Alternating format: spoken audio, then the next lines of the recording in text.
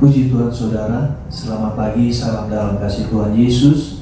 Kembali pagi hari ini kita bisa beribadah, walaupun kita masih ibadah online, namun itu tidak menghalangi kita untuk datang ke dalam hadiratnya. Kita akan mulai ibadah kita pagi hari ini. Mari kita siapkan segenap hati kita untuk menyembah Dia. Sama-sama kita nyanyikan pujian, Ku bawa korban syukur saat memasuki.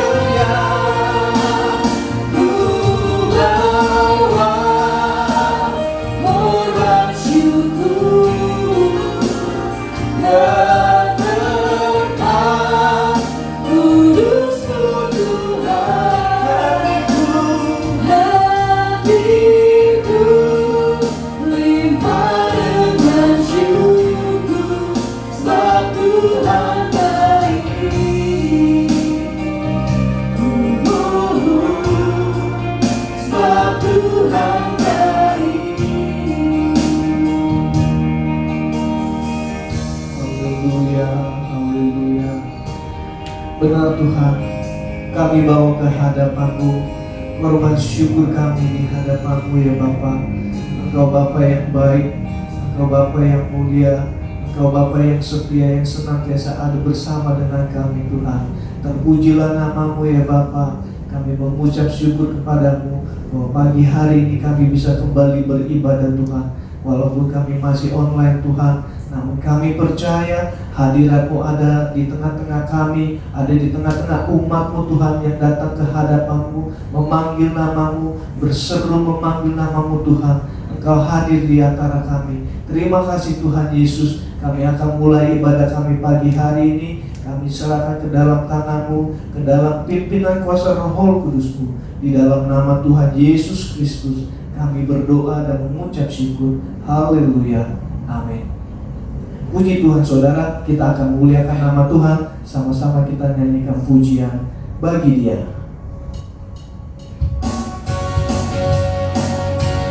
Haleluya.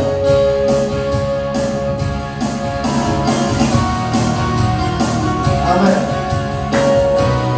Bersorak-sorak, ayo umat Tuhan. Sorak-sorai hai umat Tuhan. Haleluya. Kudus dan mulia nama-Nya. Besarlah kasih-Nya, Besarlah kasih-Nya, ajaib perbuatan-Nya, berkuasa selama-lamanya. Bersorak-sorak, bersorak-sorai hai umat Tuhan. haleluya. Kudus dan mulia nama-Nya. Ajaib perbuatan-Nya, Besarlah kasih-Nya, ajaib perbuatan-Nya, berkuasa selama-lamanya.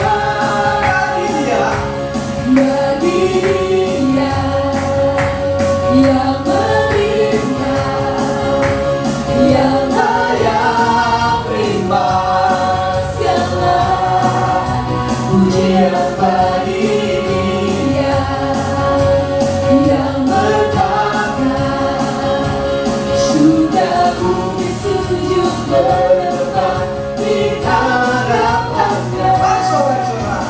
Bersorak-sorai hai umat Amin. Tuhan. Haleluya. Kita mau bersorak-sorak. Kudus dan mulia nama-Nya. Haleluya. Besarlah kasih-Nya, ajaib perbuatan-Nya, berkuasa selama-lamanya.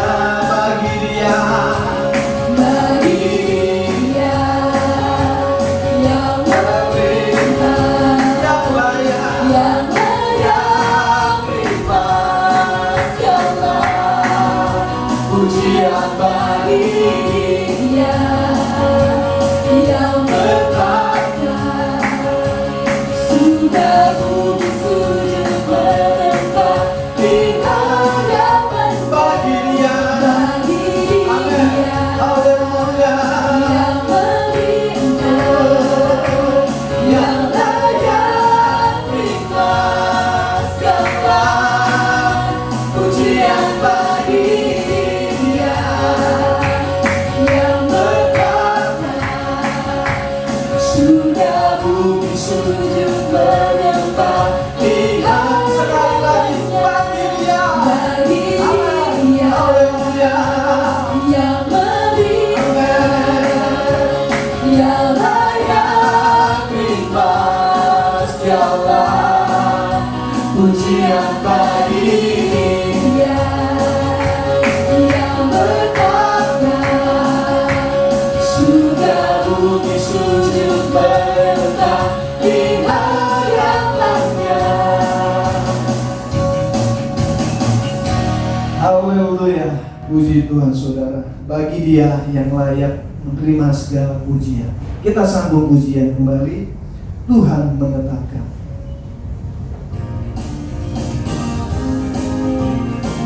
Haleluya.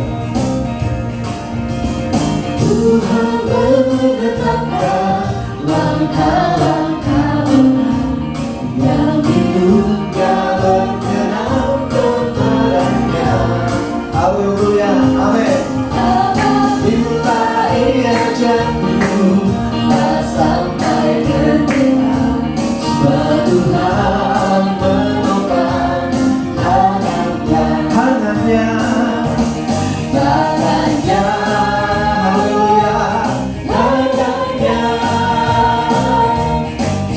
Tuhan menopang tangannya.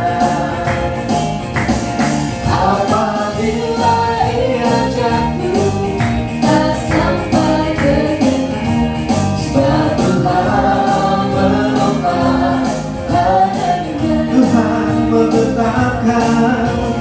Tuhan menetapkan Haleluya. langkah-langkah Amin. yang Hidupnya berkenan kepadanya. Apabila ia jatuh, tak sampai tergenang, sebab sebab Tuhan Tuhan menopang tangannya. tangannya. Tangannya, Haleluya. tangannya,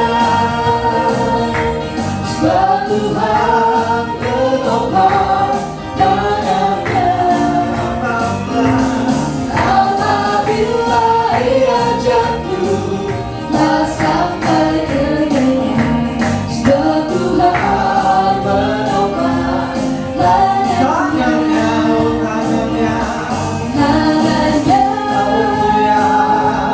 tangannya, sebab Tuhan menopang tangannya. Amin. Amin.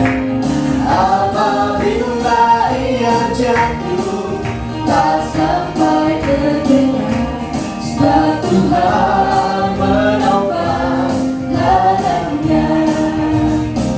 haleluya. Puji Tuhan saudara. Tuhan selalu menetapkan langkah kita dimanapun kita berada. Selama kita tetap di dalam Tuhan, Dia menyertai dan tangannya memegang tangan kita senantiasa. Puji Tuhan saudara. Nama Tuhan sudah kita muliakan, dan kita akan diberkati dengan firman Tuhan. Kita siapkan segenap hati kita dan nyanyikan pujian sujud di altarnya.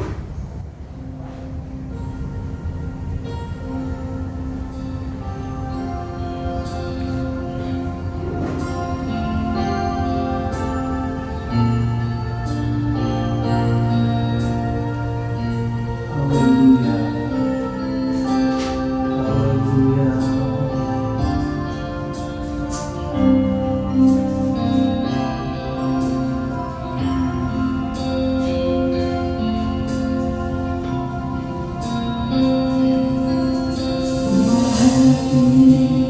Terasa berat, tak seorang mengerti bebanku. Bukannya Yesus, apa yang harus ku bimbang?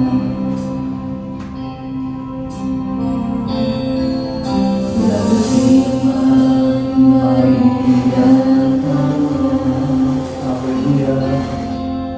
Dia selalu pedulikan aku. Ku datang Yesus, Dia pikul segala bebanku. Sujud di altarnya. Haleluya. Ku bawa hidupku, ku terima anugerahnya yang pulihku dan bebaskanku. Haleluya. Dia ubah hidup. Terima kasih Tuhan. Terima kasih Yesus. Haleluya.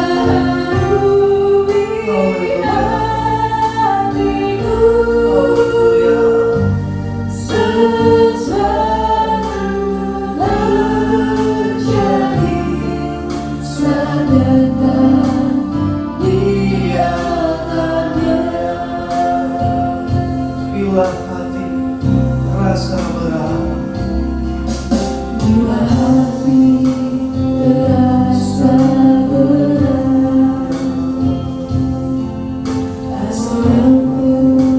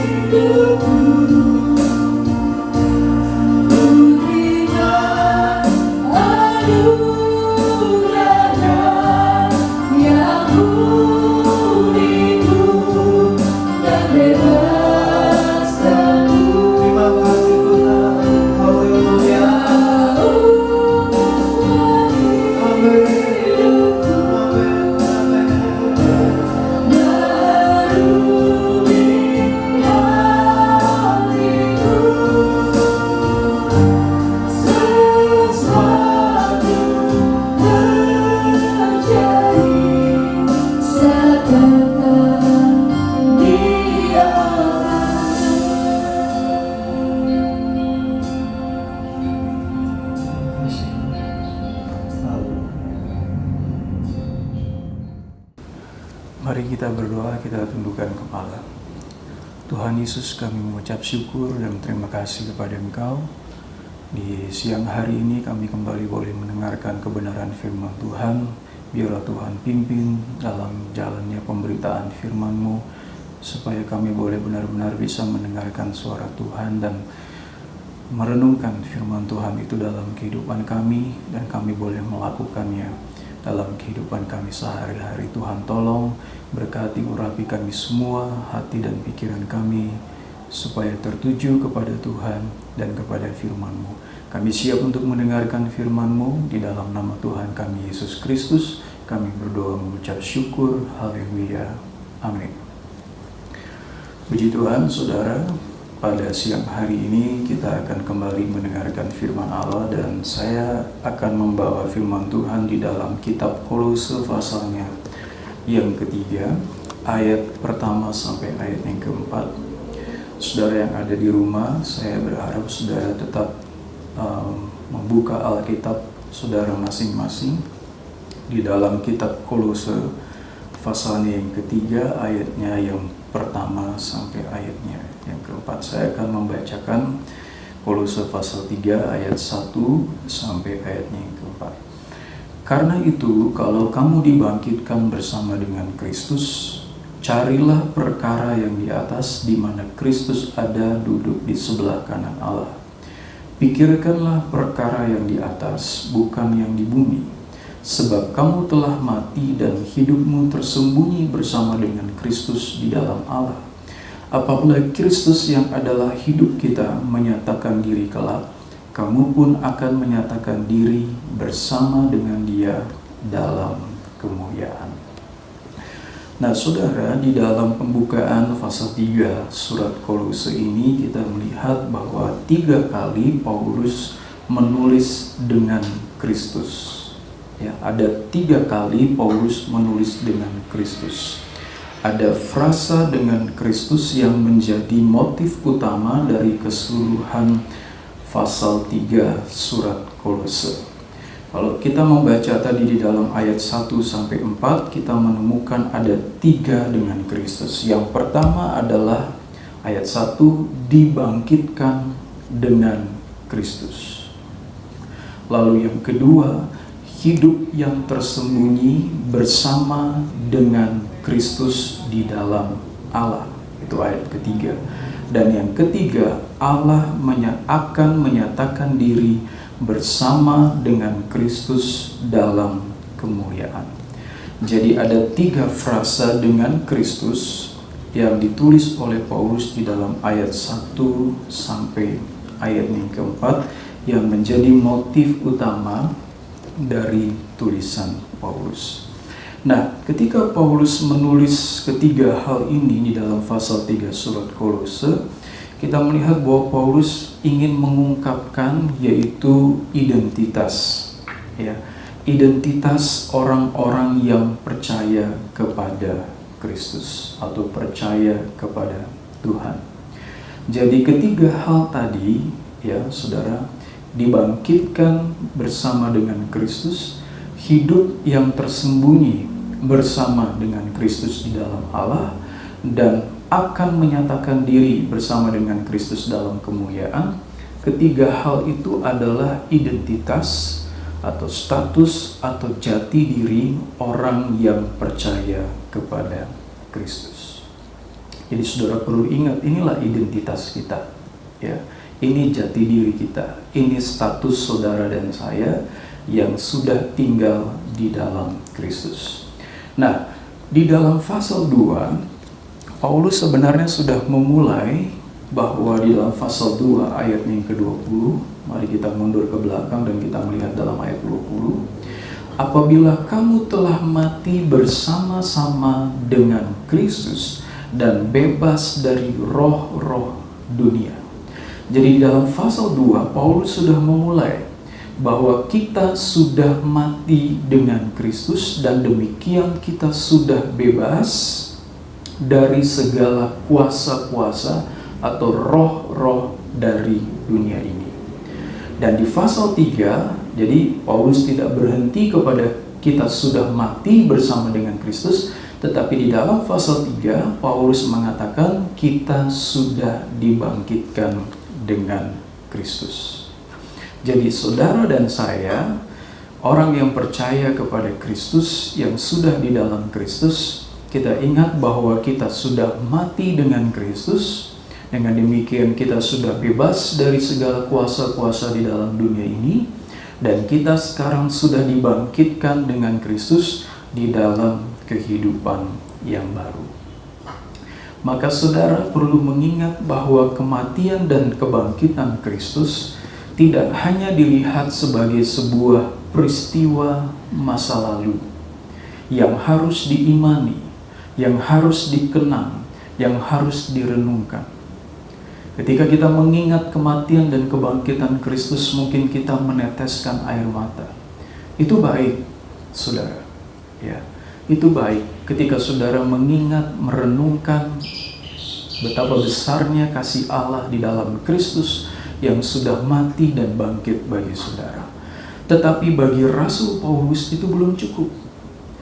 Kita bukan hanya mengimani bahwa Kristus itu memang sudah mati di kayu salib dan bangkit pada hari yang ketiga, tetapi peristiwa yang kita imani, peristiwa yang kita ingat itu harus kita masuki dengan iman di dalam sebuah partisipasi aktif di dalamnya.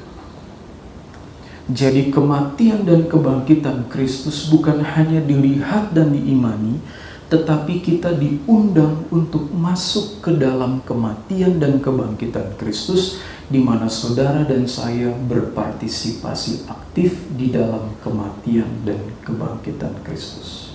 Apa maksudnya kita berpartisipasi aktif, saudara? Artinya saudara dan saya bukan hanya seorang penonton yang berdiri dari kejauhan melihat apa yang kita imani, yaitu kematian dan kebangkitan Kristus, tetapi sebagai orang-orang yang turut masuk di dalam kematian dan kebangkitan Kristus. Jadi kematian dan kebangkitan Kristus itu mengundang kita untuk ikut di dalamnya. Allah menginginkan supaya saudara dan saya untuk masuk di dalam kematian dan kebangkitan Kristus, berpartisipasi aktif di dalamnya, ikut di dalamnya. Ya, bukan hanya melihat, merenungkan, tetapi ikut di dalam kematian dan kebangkitan Kristus. Karena dengan demikianlah maka saudara akan masuk di dalam sebuah permulaan kehidupan yang baru. Hidup yang baru yang Allah berikan dalam kehidupan saudara harus dimulai melalui kematian dan kebangkitan, yaitu kematian terhadap kehidupan yang lama yang penuh dosa dan kejahatan, lalu bangkit di dalam kehidupan yang baru dengan menerima anugerah daripada Tuhan dan Roh Kudus yang memampukan kita untuk hidup di dalam kehidupan yang baru. Jadi saudara perlu mengingat ya, bahwa status saudara, jati diri saudara di dalam Kristus itu adalah saudara sudah mati terhadap dosa, terhadap kejahatan, bahkan saudara sudah bebas daripada roh-roh dunia ini, dan sekarang saudara sudah bangkit bersama dengan Kristus. Ingat, kematian bersama dengan Kristus, kebangkitan bersama dengan Kristus. Ini harus menjadi satu hal yang kita ingat dan kita tanamkan di dalam diri kita. Nah, saudara ingat bahwa di dalam jemaat di Kolose, ketika Paulus berbicara mengenai supaya jemaat di Kolose untuk tidak lagi hidup dalam kehidupan yang lama dan hidup di dalam kehidupan baru yang disediakan oleh Tuhan, Paulus memberikan daftar-daftar ya dari kehidupan mereka yang lama. Misalnya kita lihat ya saudara, ini kehidupan lama dari jemaat di Kolose yang harusnya sudah mereka tinggalkan dan tidak lagi mereka ikuti, karena mereka sudah dibangkitkan dengan Kristus. Saya akan memberikan beberapa contoh saja. Kita lihat di dalam Kolose pasal 2 ayat 8. Hati-hatilah supaya jangan ada yang menawan kamu dengan filsafatnya yang kosong dan palsu menurut ajaran turun-temurun dan roh-roh dunia, tetapi tidak menurut Kristus. Paulus memberikan peringatan akan adanya filsafat-filsafat dunia.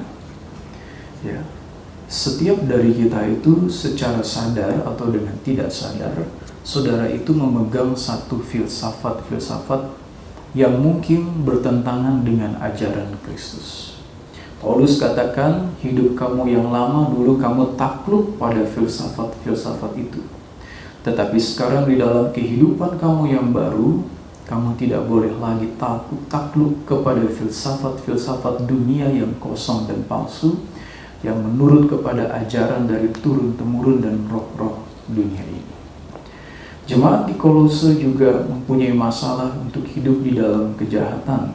Dalam ayat 13, kamu juga meskipun kamu dahulu mati oleh pelanggaranmu, artinya ada dosa, ada kejahatan yang dilakukan oleh jemaat di Kolose, dan juga ada satu tindakan religius yang berbasis kepada legalisme, berbasis kepada hukum. Seperti yang kita lihat di dalam Kolose pasal 2 ayat 23. Peraturan-peraturan ini walaupun nampaknya penuh hikmat, dengan ibadah buatan sendiri, seperti merendahkan diri, menyiksa diri, tidak ada gunanya selain untuk memuaskan hidup dunia. Jadi jemaat di Kolose, ya, hidup mereka yang lama itu, saudara, ditandai tadi dengan takluk kepada filsafat-filsafat dunia, artinya hidup mereka diatur dengan filosofi dari dunia ini, bukan dengan ajaran Kristus. Lalu mereka masih hidup di dalam kejahatan, dan mereka melakukan tindakan-tindakan religius yang mengarah kepada legalisme. Ya. Berdasarkan apa tadi dalam ayat 23, merendahkan diri, menyiksa diri, dan sebagainya. Memelihara bulan-bulan dan tahun-tahun. Lalu ayat 21, masih banyak hal-hal yang mereka lakukan yang sebenarnya merupakan tindakan-tindakan religius yang tidak perlu lagi mereka lakukan di dalam Kristus. Artinya kematian mereka bersama dengan Kristus sebenarnya itu sudah mengakhiri hidup mereka yang lama.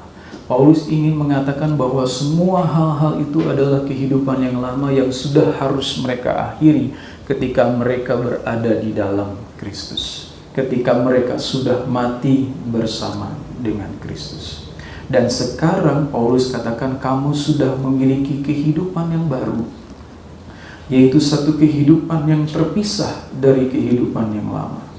Dan yang mereka perlu lakukan adalah bagaimana mereka membiarkan kehidupan yang baru yang sudah mereka miliki di dalam Kristus itu mengalir keluar dan bekerja di dalam kehidupan mereka.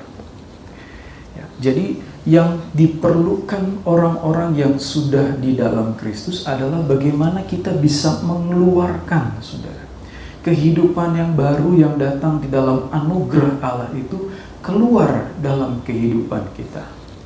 Nah, ini penting sekali untuk kita pahami dan untuk kita afirmasi kembali. Ya, kita teguhkan kembali, kita tegaskan kembali. Kehidupan baru, ya, saudara, kehidupan baru yang Allah berikan di dalam Kristus bagi saudara dan saya. Sekali lagi saya tekankan, itu bukanlah hasil, ya. Kalau ada tulisan ini saya bold, saudara. Itu bukan hasil dari mengikuti Yesus. Sehingga seakan-akan bahwa kehidupan baru itu menjadi tujuan akhir dari kehidupan kita. Ya, saya tegaskan, saudara. Kehidupan baru di dalam Kristus itu bukan hasil dari mengikuti Yesus, sehingga seakan-akan bahwa kehidupan baru itu adalah tujuan akhir kita. Sebaliknya Paulus mengatakan di dalam pasal 3 tadi ayat yang pertama, kehidupan yang baru yang saudara miliki di dalam Kristus itu adalah titik awal, bukan tujuan akhir. Itu adalah titik awal, starting point di mana kita memulai kehidupan kita di dalam dunia ini sambil nanti kita menantikan kegenapan hidup yang baru itu secara sempurna, secara komplit, secara lengkap ketika Kristus datang yang kedua kali. Artinya kehidupan baru itu sebenarnya sudah diberikan di dalam saudara ketika saudara mati dan bangkit bersama-sama dengan Kristus. Bukan saudara mengejar, tetapi itu sudah diberikan di dalam anugerah Allah. Sekarang adalah tugas kita bagaimana kita mengeluarkan kehidupan yang baru itu yang Allah sudah berikan di dalam hidup kita, sehingga terlihat bagi orang lain, terlihat di dalam tindakan dan pemikiran kita. Sekali lagi, ya, Paulus memakai tenses, ya.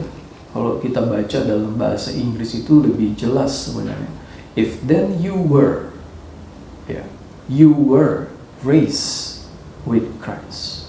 Itu berarti menunjuk kepada sebuah masa lalu. Ketika kamu sudah dibangkitkan bersama dengan Kristus. Artinya kehidupan baru itu sudah diberikan bagi saudara dan saya. Saudara sudah dipindahkan dari kerajaan kegelapan kepada kerajaan terang anaknya. Maka kalau logikanya atau alaminya saudara, ketika saudara sudah hidup di dalam kehidupan baru yang disediakan oleh Allah di dalam Kristus, maka logikanya adalah ketika saudara sudah berpindah dari kehidupan yang lama, kerajaan kegelapan kepada kerajaan terang, maka logikanya adalah saudara akan meninggalkan kejahatan itu dan sekarang saudara mengenakan kebaikan yang disediakan Allah di dalam Kristus. Maka, saudara, kalau saudara memahami hal ini, saudara mengafirmasi hal ini dalam hidup saudara, dan saudara menyadari sepenuhnya bahwa saya adalah ciptaan yang baru di dalam Kristus, dan bagaimana sekarang saya menghidupi kehidupan yang baru itu di dalam Kristus, maka setiap ajaran etis, ajaran moral yang diajarkan oleh Paulus, seperti misalnya kita lihat di dalam pasal 3 ini, ya, saudara, ada di dalam Lembaga Alkitab Indonesia mulai dari ayat 5 ke bawah itu berbicara mengenai manusia baru. Misalnya, tetapi sekarang buanglah marah, geram, kejahatan, fitnah, kata-kata kotor dan sebagainya itu. Ajaran etis itu bukan lagi bersifat preskriptif. Maksudnya bersifat mengatur. Tetapi ketika Paulus menyatakan kalau hidup baru itu berarti tidak lagi berkata-kata kotor, tidak lagi berdusta, meninggalkan manusia lama dan sebagainya, itu bersifat deskriptif, bersifat menjelaskan. Artinya itu loh hidup yang baru, yang harusnya nyata di dalam kehidupanmu, di mana Allah sudah memberikan hidup baru itu kepada dirimu. Jadi saudara, keselamatan yang Tuhan berikan kepada kita itu selalu satu paket dengan nilai-nilai moral dan nilai-nilai kerajaan Allah di mana sekarang kita tinggal. Paulus tidak pernah di dalam tulisannya itu memisahkan antara keselamatan dengan nilai-nilai kerajaan Allah. Keselamatan dan nilai-nilai kerajaan Allah, bagaimana kita harus hidup di dalam dunia ini, selalu ada di dalam satu paket. Tidak pernah terpisah. Satu dengan yang lain itu seperti dua sisi mata uang yang tidak pernah terpisah. Ketika saudara diselamatkan oleh Allah di dalam Kristus melalui anugerahnya, berarti saudara sudah diberikan kekuatan oleh Tuhan untuk menghidupi kehidupan baru yang Tuhan sediakan. Maka bagi para rasul Paulus jelas, menerima anugerah Tuhan itu berarti menerima anugerah Tuhan untuk melakukan segenap kehendak Tuhan dan nilai-nilai yang ada di dalam kehendak Allah itu. Di dalam Kolose pasalnya yang pertama, ayatnya yang ke-9 sampai 10, Paulus katakan, sebab itu sejak waktu kami mendengarkan, kami tiada berhenti-henti berdoa untuk kamu. Kami meminta supaya kamu menerima segala hikmat dan pengertian yang benar untuk mengetahui kehendak Tuhan dengan sempurna. sehingga hidupmu layak di hadapannya serta berkenan kepadanya dalam segala hal, dan kamu memberi buah dalam segala pekerjaan yang baik, dan bertumbuh dalam pengetahuan yang benar tentang Allah. Jadi anugerah keselamatan yang Tuhan berikan bagi kita itu bukan hanya menyelamatkan dan membebaskan kita dari dosa, tetapi juga memberikan kekuatan bagi kita untuk melakukan segenap kehendak Allah. Tetapi seringkali yang menjadi masalah adalah ketika kita membangun pengertian bahwa anugerah Tuhan itu tidak cukup bagi kita untuk melakukan kehendak Allah di dalam dunia ini. Ketika saudara membangun diri saudara dengan mengatakan bahwa anugerah Tuhan itu hanya berhenti kepada keselamatan, tetapi bukan untuk memampukan kita untuk melakukan dan mengerjakan keselamatan itu, maka disitulah mulailah kegagalan kita untuk hidup di dalam kehidupan baru yang Tuhan sediakan bagi kita. Karena anugerah Allah, kasih karunia Allah itu bukan hanya menyelamatkan kita, tetapi Dia sanggup merubahkan kehidupan kita. Nah, jemaat di Kolose merasa bahwa anugerah Allah itu tidak cukup untuk merubah kehidupan mereka. Karena itu Paulus membantah dengan keras. Ya, Paulus membantah dengan keras, tidak mungkin anugerah Allah itu tidak sanggup untuk mengubahkan kehidupan kita. Paulus mengingatkan dan memberikan sebuah peneguhan. Ya, kalau kita masih hidup dalam sebuah pengertian yang salah dan yang keliru mengenai dunia kita, maka hasilnya adalah sangat mengerikan. Saudara dan saya akan hidup di dalam kesulitan untuk mengikuti Yesus dan kehendak Allah dalam kehidupan saudara dan saya. Artinya hampir tidak mungkin saudara bisa untuk mengikuti Yesus kalau saudara tidak memiliki pengertian yang benar tentang ayat-ayat ini, ayat 1-4 ini, mengenai jati diri, status, dan identitas saudara di dalam Kristus. Karena bagi Paulus, dunia yang nyata itu bukan dunia marketplace. Dunia yang nyata itu bukanlah alun-alun kota. Dunia yang nyata bagi Paulus itu adalah kerajaan Allah. Inilah satu era, satu dunia baru yang dikarakteristikkan ya, atau diisi dengan firman kebenaran, yaitu Injil. Seperti yang Paulus katakan di dalam Kolose pasal 1 ayatnya yang ke-13, Ia telah melepaskan kita dari kuasa kegelapan dan memindahkan kita ke dalam kerajaan anaknya yang kekasih. Jadi saudara itu sudah dipindahkan. Ya. Saudara itu bukan lagi milik dunia ini. Saudara itu sudah dipindahkan dari dunia, sekarang saudara pindah kepada kerajaan anaknya. Dan kerajaan anaknya itu dikarakteristikkan dengan kehidupan yang sesuai dengan kebenaran Injil. Kolose pasal 1 ayatnya yang kelima. Oleh karena pengharapan yang disediakan bagi kamu di sorga, tentang pengharapan itu telah lebih dahulu kamu dengar dalam firman kebenaran, yaitu Injil. Jadi saudara harus paham dulu sampai di sini. Ya. Kalau saudara tidak memahami identitas saudara di dalam Kristus, maka pengiringan saudara mengikuti Kristus itu akan kacau. Pasti kacau. Ya. Tapi kalau saudara memahami status jati diri saudara, siapa saudara di dalam Kristus, dan apa yang saudara sudah kerjakan di dalam Kristus, dan apa yang Kristus sudah kerjakan di dalam kehidupan saudara, maka saudara akan menjalani kehidupan ini bagaimana saudara bisa mengikuti Kristus dengan sepenuh hati, sepenuh jiwa, sepenuh kekuatan. Saudara bisa mengasihi Tuhan dengan segenap hati, dengan segenap kekuatan, dengan segenap jiwa, dengan segenap pikiran saudara. Tetapi kalau saudara masih dengan pengertian yang lama, maka akan sulit bagi saudara untuk hidup mengerti akan kehendak Tuhan. Jadi kita perlu sampai kepada di sana. Dan Rasul Paulus tahu betapa pentingnya hal ini, ketika dia memulakan pengertian itu, Paulus memulainya dengan demikian.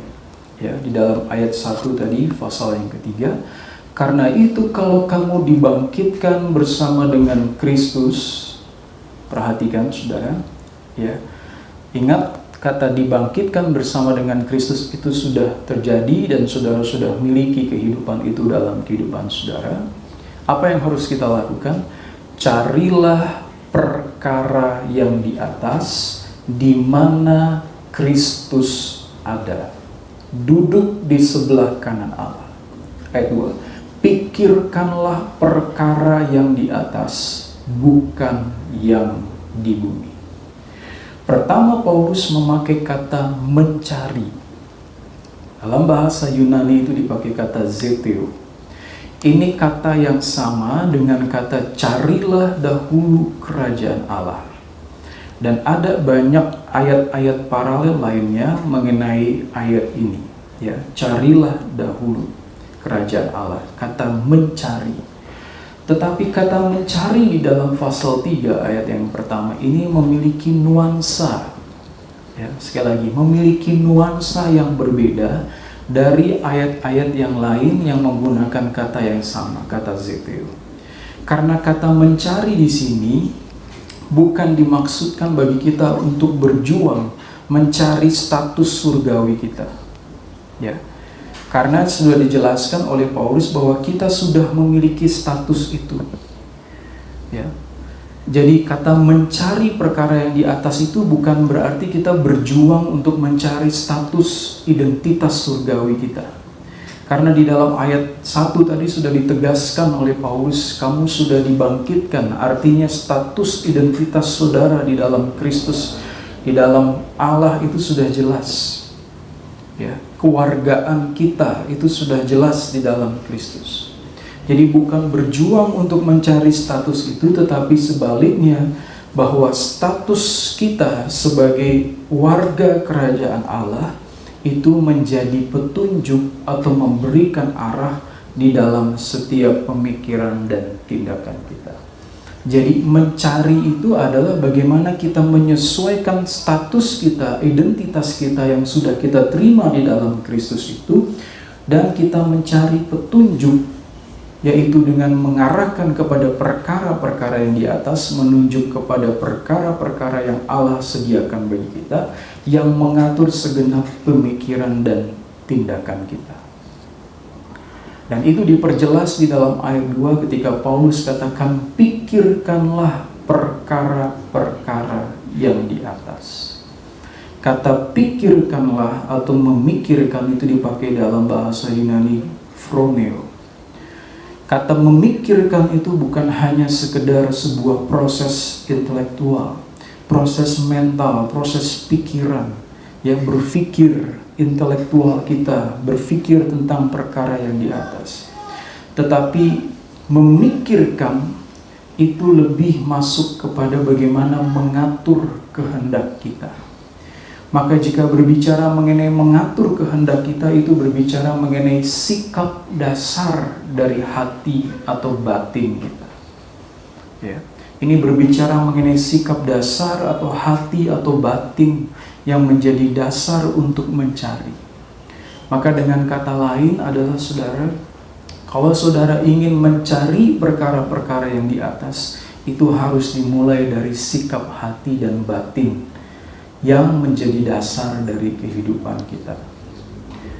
Kita diingatkan lagi bahwa manusia itu hidup dari hatinya. Maka sikap dasar dan sikap batin kita itu adalah bagaimana kita bisa memikirkan perkara-perkara yang di atas. Artinya tak mungkin saudara bisa mencari, ya, mencari petunjuk, mencari kehendak Allah kalau sikap batin dan hati saudara tidak memikirkan mengenai hal itu. Jadi sekali lagi yang paling penting adalah bagaimana mengubah, ya, hati kita itu diarahkan kepada perkara-perkara yang di atas. Ketika hati dan pikiran kita diarahkan kepada perkara-perkara yang di atas, maka dengan sendirinya gerak tubuh kita, pemikiran kita, dan tindakan kita akan juga mencari perkara-perkara yang di atas. Nah, ketika Paulus berbicara mengenai perkara yang di atas, kita perlu memberikan penjelasan mengenai apa itu perkara yang di atas. Ketika Paulus berkata, pikirkanlah perkara yang di atas atau carilah perkara yang di atas, dia menjelaskannya dengan demikian, saudara. Carilah perkara yang di atas, di mana Kristus ada, duduk di sebelah kanan Allah. Jadi perkara yang di atas itu adalah di mana Kristus ada, duduk di sebelah kanan Allah. Saudara perhatikan di dalam terjemahan bahasa Indonesia, di sana ada koma di setelah kata ada. Di mana Kristus ada, koma, duduk di sebelah kanan Allah. Jadi kata tanda koma itu menunjukkan bahwa perkara-perkara yang di atas itu bukan menunjukkan kepada apa yang Yesus lakukan, yaitu sedang duduk. Bukan kita memikirkan Yesus yang sedang duduk di sebelah kanan Allah, membayang-bayangkan Yesus sedang duduk di sebelah kanan Allah, bukan, saudara. Karena ada koma di sana. Di mana Kristus ada, koma, duduk di sebelah kanan Allah. Karena ada koma, berarti Paulus bukan mengatakan bahwa kita memikirkan mengenai Kristus yang sedang duduk. Kata duduk di sebelah kanan Allah itu sebenarnya menunjukkan Kristus yang sedang dihormati, memerintah sebagai raja. Tetapi lebih menunjuk bukan kepada apa yang Yesus lakukan, tetapi mengenai keberadaan Yesus yang ada di dalam sorga. Jadi bukan memikirkan apa yang Yesus lakukan. Oh, Yesus lagi duduk di sorga nih, saya pikirkan, kan perkara yang di atas. Bukan, saudara. Tetapi memikirkan mengenai keberadaan di mana Yesus berada, yaitu ketika Yesus ada di dalam sorga.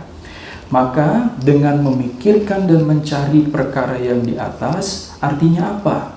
Artinya kehidupan kita dan visi kita itu sepenuhnya dikendalikan dan diatur oleh Allah melalui Yesus yang ada di atas.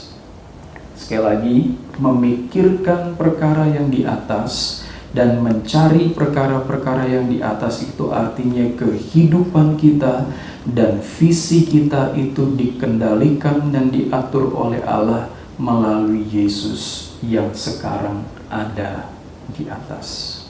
Itu artinya segenap orientasi hidup saudara, mulai dari pemikiran, hati, gerak tubuh, bagaimana saudara berhubungan dengan orang yang ada di luar, itu tidak lagi diatur oleh diri saudara sendiri, tetapi diatur dan dipimpin oleh Tuhan.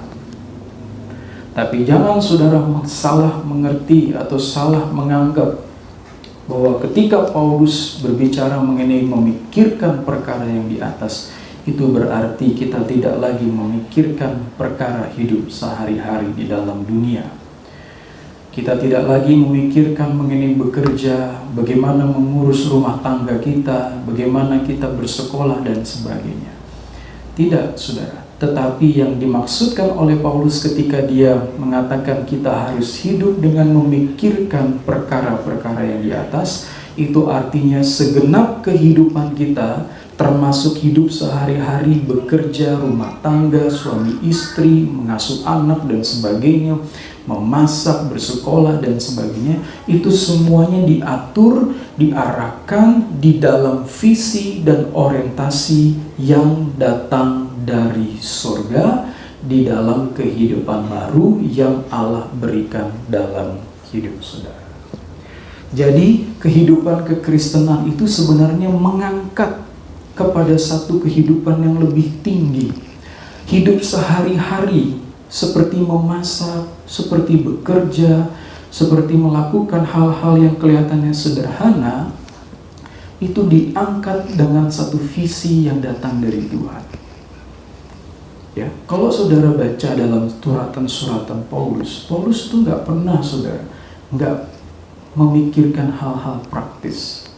Tetapi semua hal-hal sehari-hari yang praktis itu selalu digarisbawahi, dimulai dengan bagaimana kita bisa hidup dengan visinya Allah, dengan kehendak Allah.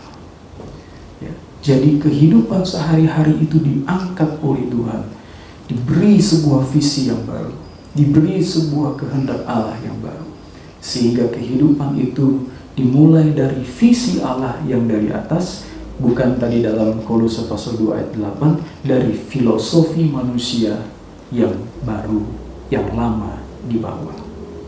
Karena pada akhirnya saudara, hidup seperti inilah hidup yang memuliakan Tuhan.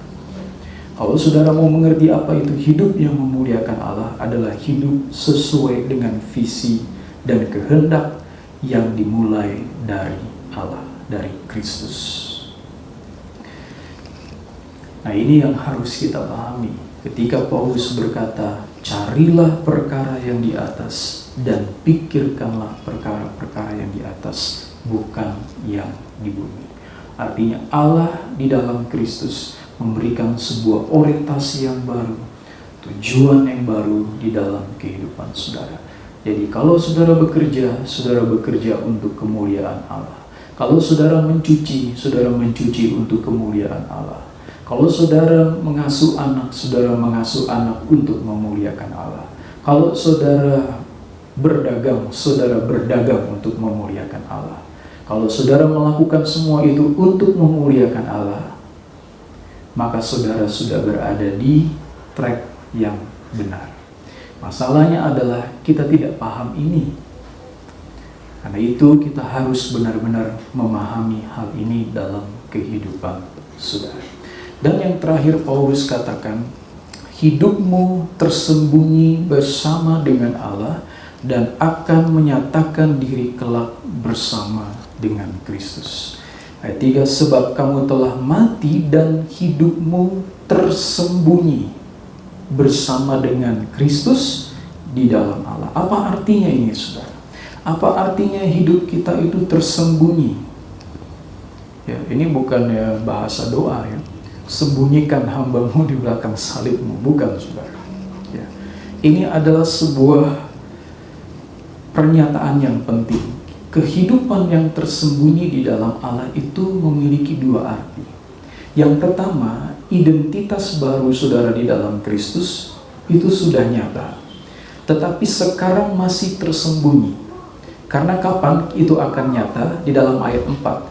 Ketika Kristus yang adalah hidup kita menyatakan diri kelak, kamu pun akan menyatakan diri bersama-sama dengan Dia dalam kemuliaan. Jadi sekarang kita masih tersembunyi. Identitas kita di dalam Kristus itu mungkin tidak terlihat. Ya, tetapi satu kali waktu status itu, kegenapan kehidupan kerajaan Allah secara sempurna, komplit, lengkap, itu nanti akan nyata ketika Kristus datang yang kedua kali. Jadi sekarang masih tersembunyi, tapi nanti akan nyata. Dan yang kedua, kata tersembunyi itu selalu mengungkapkan kehidupan keamanan. Artinya ketika dikatakan bahwa kehidupan saudara tersembunyi di dalam Kristus, kehidupan saudara itu tersembunyi bersama dengan Kristus di dalam Allah, itu artinya saudara aman di dalam tangan Tuhan. Artinya tidak ada satu kekuatan di dalam dunia ini yang sanggup mengganggu kehidupan kita. Tidak ada krisis di dalam dunia ini yang sanggup mengganggu kehidupan saudara dan saya. Karena saudara dan saya hidupnya tersembunyi bersama dengan Allah, maka dengan demikian saudara aman karena Allah menjaga kehidupan kita. Ayat paling jelas adalah di dalam kitab Mazmur. Ya. Dalam kitab Mazmur pasal yang ke-27, ayatnya yang ke-5. Sebab Ia melindungi aku dalam pondoknya pada waktu bahaya. Ia menyembunyikan aku dalam persembunyian di kemahnya. Ia mengangkat aku ke atas gunung batu. Jadi disembunyikan oleh Allah itu menunjukkan bahwa hidup kita itu aman di dalam tangan Tuhan. Nah, dengan status kita yang sangat besar ini, saudara, yang luar biasa yang Tuhan kerjakan bagi saudara dan saya, maka Allah sekarang mengajak kita bagaimana kita bisa menghidupi kehidupan yang baru itu di dalam keseharian kehidupan kita. Pertanyaannya adalah bagaimana kita bisa menghidupi visi Allah dan hidup kita dan menjalani visi Allah itu dalam keseharian. Tidak ada cara lain selain saudara terus-menerus melakukan penyesuaian terhadap visi Allah itu di dalam kehidupan saudara dan saya. Sekali saudara sudah hidup di dalam visi Allah, maka saudara sudah berada di track yang benar. Perlu diingat bahwa visi Allah itu selalu melibatkan ketaatan kepada kehendak Allah.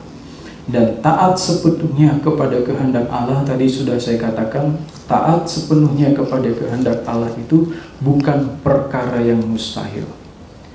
Ya, dengan status dan identitas kita yang baru di dalam Kristus, dan saudara sudah dipindahkan ya kepada kerajaan anaknya, maka ketaatan kepada sepenuhnya kehendak Allah itu bukan hal yang mustahil. Karena apa? Karena kita percaya bahwa anugerah Allah bukan hanya untuk menyelamatkan kita, tetapi anugerah Allah itu juga memampukan kita mengerjakan keselamatan yang Tuhan sudah berikan dalam hidup saudara dan saya.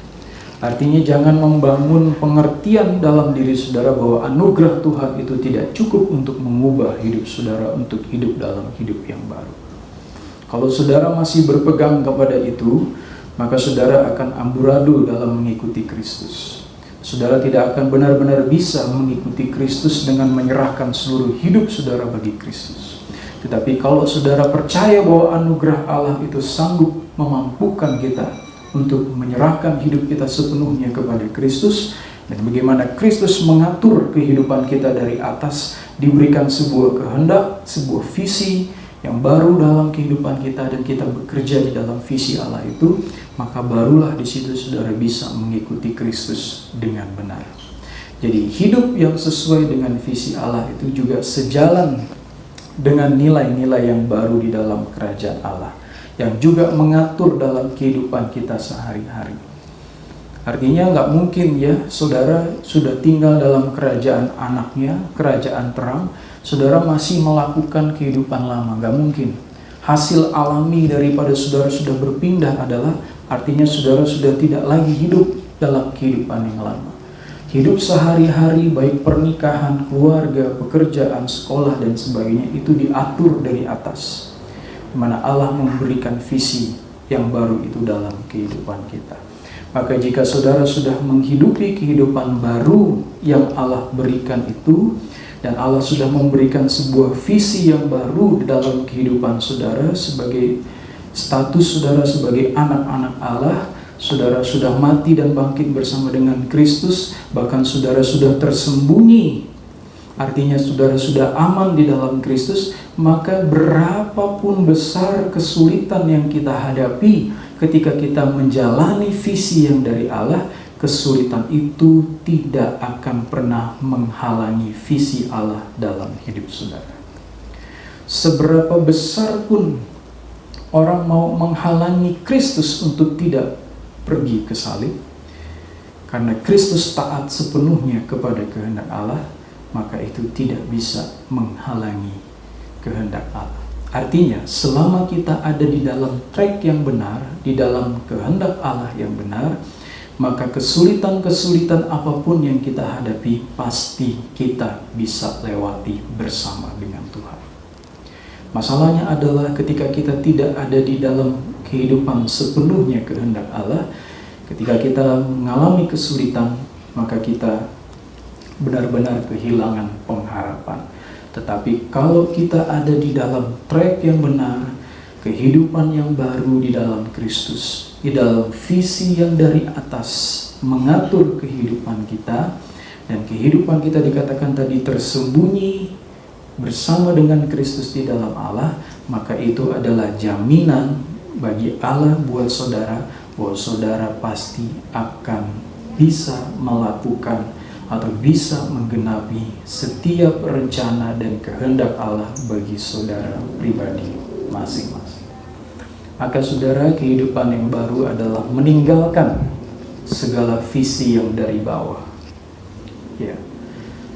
Meninggalkan segala kehidupan yang dari bawah, tetapi mulai menghidupi kehidupan dan visi dan tujuan di mana Allah menetapkan itu dari atas. Jadi saudara benar-benar perlu mengerti apa yang menjadi kehendak Allah itu dalam kehidupan saudara. Maka kita lihat di dalam ayat 9 tadi, saya ulangi, kami meminta, Paulus pasal 1 ayat 9, kami meminta supaya kamu menerima segala hikmat dan pengertian yang benar untuk mengetahui kehendak Tuhan dengan sempurna.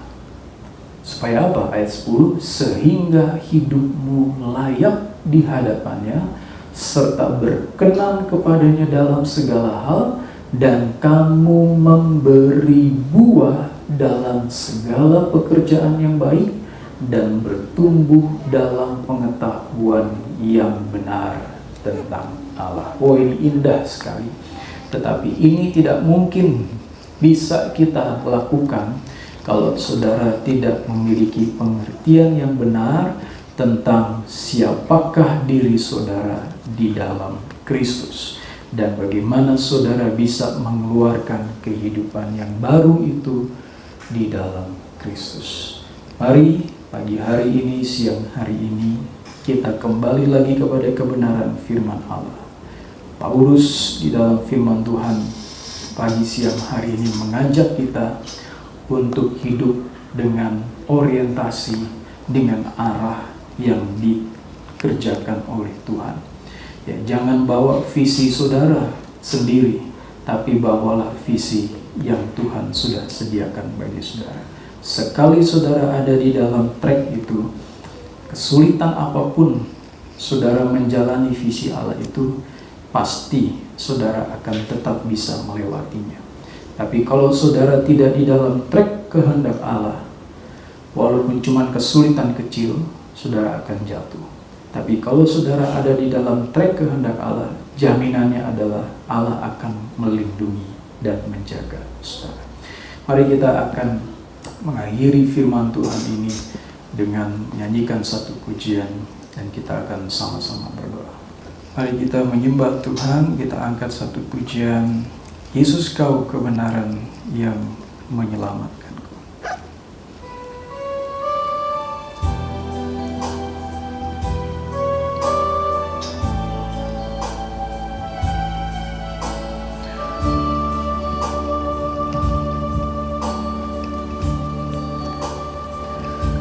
Yesus kau kebenaran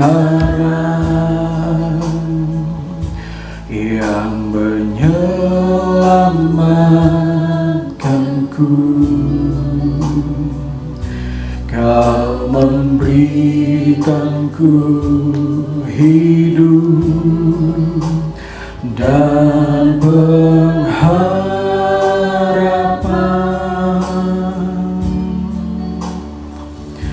Ku ikut kehendak-Mu,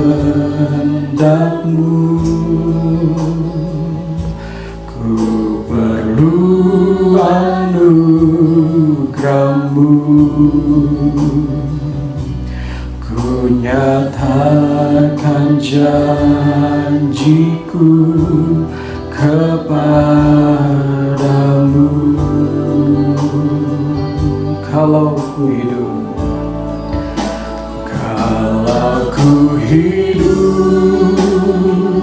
ku hidup bagimu, hatiku tetap menyembah-Mu. Dunia tak bisa menjauhkanku dari kasih-Mu. Selama ku hidup, selama ku hidup bagi-Mu. Mataku tetap memandang-Mu. Dunia tak bisa menjauhkanku dari kasih-Mu. Yesus, Kau kebenaran. Yesus, Kau kebenaran yang menyelamatkanku. Kau memberikanku hidup. Dia memberikan hidup, yaitu kehidupan yang baru bagi saudara dan saya. Di dalam Kristus selalu ada pengharapan. Ikutlah kehendak Tuhan, yaitu visi yang diatur dari sorga, dari atas, dari Allah dalam hidup saudara. Dan itu hanya bisa dilakukan di dalam anugerah Tuhan, bukan dengan usaha kita sendiri, tapi dengan anugerah Allah kita bisa melakukan kehendak Tuhan. Kalau ku hidup bagi-Mu. Kalau ku hidup bagi-Mu. Hatiku tetapkan hati, pikirkan perkara yang di atas. Dunia tak bisa, tidak ada satu roh dunia pun yang bisa menggagalkan visi dan kehendak Allah bagi saudara dan saya, selama saudara masih hidup di dalam visi itu. Ku hidup bagi-Mu. Tetapkan mata, tetap memandang-Mu. Dunia tak bisa menjauhkanku dari kasih-Mu. Kalau ku hidup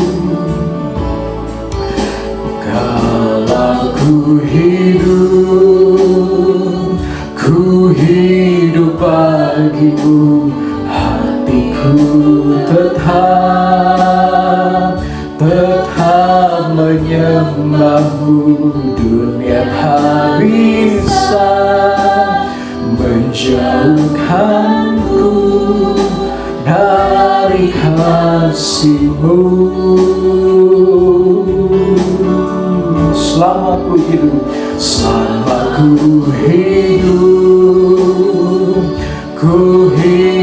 bagi-Mu. Tetap memandang-Mu. Dunia tak bisa menjauhkanku dari kasih-Mu. Dunia tak bisa menjauhkanku. Dunia tak bisa menjauhkanku dari kasih-Mu. Tuhan, kami bersyukur dan berterima kasih untuk firman-Mu yang kami boleh dengar pagi hari ini, Tuhan. Bahwa Allah sudah memberikan satu kehidupan yang baru. Engkau sudah menyatakan bahwa kami sudah mati dan bangkit bersama-sama dengan Kristus. Bahkan terlebih dari itu, Tuhan, hidup kami tersembunyi aman di dalam Engkau. Tidak ada satu kuasa atau roh dunia ini, Tuhan, yang sanggup menjauhkan kami daripada Engkau, yang sanggup untuk menghalang-halangi kehidupan kami untuk kami hidup di dalam Engkau.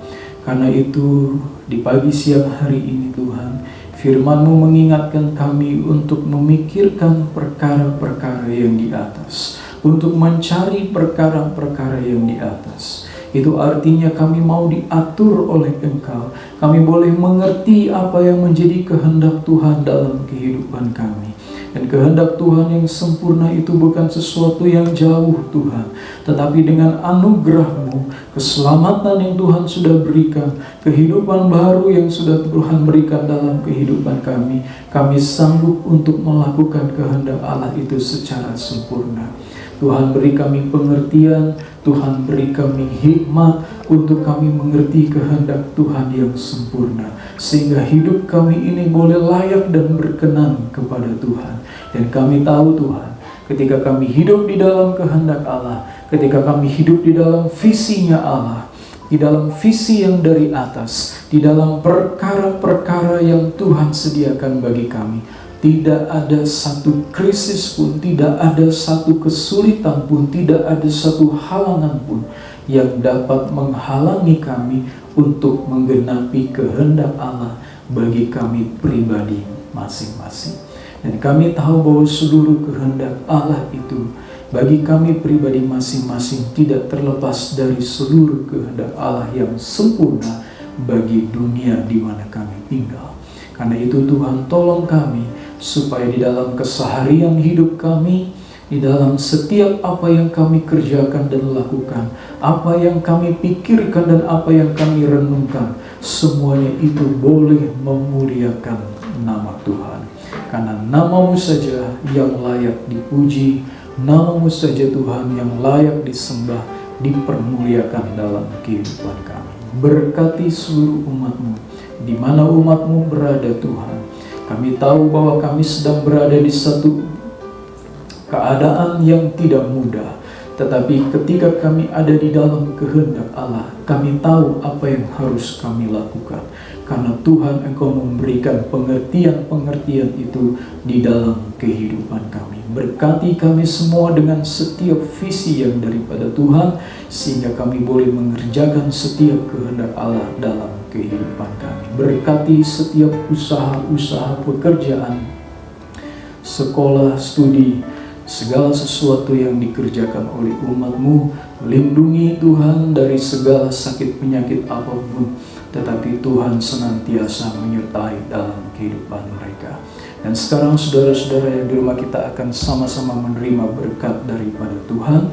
Dan sekarang saudara-saudaraku yang kekasih, terimalah berkat daripada Allah Bapa, kasih karunia daripada Tuhan kita Yesus Kristus, penghiburan dan penyertaan Roh Kudus ada menyertai kita mulai sekarang ini, bahkan sampai selama-lamanya. Di dalam nama Tuhan kita Yesus Kristus. Haleluya. Amin.